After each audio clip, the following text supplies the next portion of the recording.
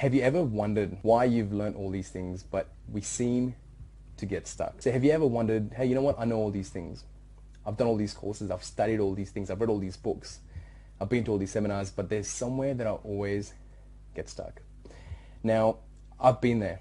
I've been there because there's been times that, I've done something as basic as just goal setting, something as basic as learning how to implement something, but then you come up against a wall. And as you come up against a wall, the very first thing that you do is you sit down, you try to focus on it, but then you find yourself just disconnected this much. Something internally doesn't line up. You have a block. Something is not flowing. You know exactly what to do in theory, but there's just something that is stopping you. But instead of persevering through it, what's the most likely outcome that most of us do? We get distracted and we start looking for something else. Why? Because, hey, it's a struggle. I'm sitting there and I'm trying to get this thing done. I've learned all these things. I've learned all these tools. I've paid all this money. But there's just something that I'm just having trouble with. By default, what do we naturally do? We start looking for more answers. We go out there and we actually start looking for more information. We actually start searching, hey, what more can I learn? And after a while, it's been 2 months, 3 months, you might have read a book, and if you just implemented 5% of everything that the book said, you would have seen massive leaps and bounds. But the reality is that we don't even apply 10% of everything that we've learned. And the reality is that I used to just go and keep learning more things. I would go to another course, I'd read another book, and 2, 3, 4, 5 months, 2, 3, 4, 5 years down the track, I'd be like, you know what, I've heard this all before. And now it's finally starting to make sense.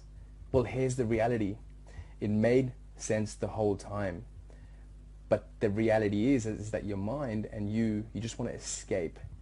And you want to look for something more to learn. Why? When you read a book, it's a positive way for you to feel that you are doing something productive, when in reality, all you're doing is procrastinating and running away from the problem. How do you overcome this? How do you make it infinitely easier?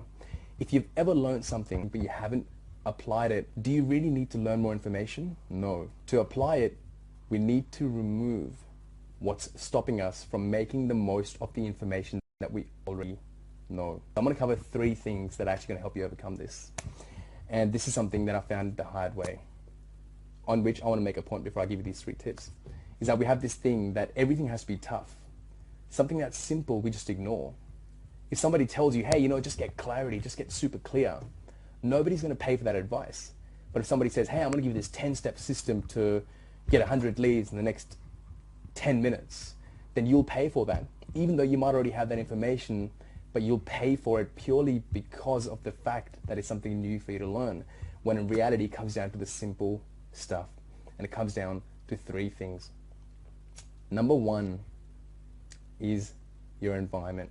When you learn something new, for example, you might get up in the morning and you might go to a park, you might go sit in a cafe, you might be in the office, but the place that you're in, ask yourself, do I feel absolutely inspired where I am for me to make use of the information that I know? So for example, your environment is so important. Think about when you're going on a holiday. You have this holiday planned, you've got this big trip, this big vision that you're like, yeah, I'm going to go on this holiday, I want to feel great. Well, what happens the moment that you get off the airplane? The moment you get to the airport, you know what, there's nothing different. The only different thing is that you've put yourself in an environment where you're actually inspired to be with your creative flow. This is so critical. It is the first and most fundamental aspect. If you just nail this, if you just learn to put yourself in places where you absolutely stay inspired to be in your creative flow, I will guarantee you will have much more success in actually moving forward and staying focused than if you're in a place where you are not feeling it and you have to push yourself. Number 2 is a term that I learned from one of my mentors, and it's called reduce it to ridiculous. What does that mean? Well, how do you eat an elephant? 1 bite at a time. Why don't you make it so ridiculously easy that it becomes ridiculously easy for you to take 1 step forward? You have this big vision. You might think, right, I've got this big goal, but it seems so overwhelming. Why? Because we have so much information. There's so much information that we've built up that it just seems so overwhelming. What if somebody just gave you 1 chunk that you can focus on for the next 15 minutes. So how can you take this big goal? When you're thinking about what you're doing, what is phase 1 of what I'm doing? What is phase 2? What is phase 3? What if I can just focus on phase 1 for the next 10 minutes? What if I can just move 10 seconds into the future? What if I can just move 10 minutes into the future? Make it so ridiculously simple that it becomes almost idiotic for you to not do something to make it forward. And number 3, and perhaps the one that makes the biggest impact, is linking it to a future vision. Think about when most people set a goal. We have this big goal and it seems like it's really inspiring, it's really motivating. But when you have the big goal that's out there, that's kind of the one big thing that you're looking for, that you're looking to move towards. But if you got that goal, it's almost like there's nothing beyond that to look forward to. So people always end up at some level if they're just chasing one goal. This is why if you just have one goal that you're chasing, it actually hurts you more than it does you good. Yes, it's good to have single-mindedness of focus, but think about how much pressure you're putting on yourself. If you're going towards one goal and this one goal is this thing, just the thought of having it out there somewhere makes you so happy, well, what if you got it? There's nothing else that's exciting to look beyond that, which is why they say that success is a highway that's always under construction. So have a long-term vision. Think about what it is that you want 10 years down the track, 20 years down the track. What it is that your life truly stands for. What is that really just fills you up, the feeling of having that now. And then think about, what can I do right now to move 2 steps forward towards that vision? My big vision is to be out there inspiring people and to do it on the big stage.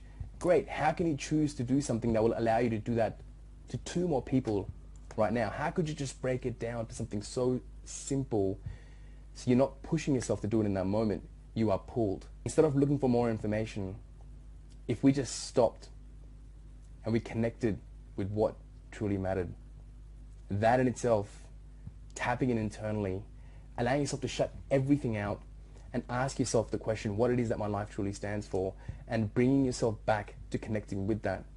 Because in that moment, you feel the inspiration. You don't need an external motive, because you tap inside and in that moment you decide exactly what it is that moves you forward, that pulls you forward. Because if you learn to move forward by pushing yourself, eventually you're going to get tired of riding your bicycle up the hill with a handbrake on. So if you just do those 3 things, everything else will become infinitely easier. The trap is that we learn all these things, we learn all this information, but when we go to act towards it, when we go towards taking the first step, we have all these fears and doubts that trickle up, which is natural. If there's something that you haven't done before, of course you're going to feel fear and doubt. But the trick is, well, not the trick, let's look at the reality. What's the reality?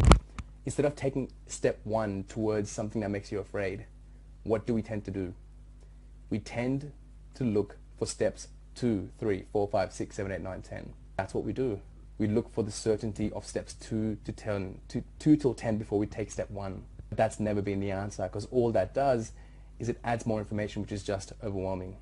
What if instead you put yourself in the right space, externally and internally, for you to capitalize and make the best use of step 1? What if number 2, you reduced it and you made it so ridiculously simple that it became easy for you to just know exactly what to do 15 minutes to move into the future, and that's all you focused on without focusing on step 2 or 3 or 4, just focusing on step 1. And the third thing is aligning it to how this is going to help you achieve that big vision that you have, because at a neurological level, you are now supporting yourself, you are being pulled. You're being driven, you're being pulled by what really calls to you from something deep down inside, instead of allowing yourself to move forward because you have to push yourself to do it. So the next time you want to learn something new, just realize that you don't necessarily need new information. All we need to do is actually remove what stops us from making the most of the information that we already know. You don't need more information. All we really need is to allow ourselves to create a space, and for us to get insight on how we can remove what holds us back from applying what we already do know. So that was all the message that I had. I hope you got value from this. If you do, give me a like, give me some comments. If not, then that's totally cool as well, because the message was still shared and the message was still heard. So until next time, have an incredibly awesome day. Peace.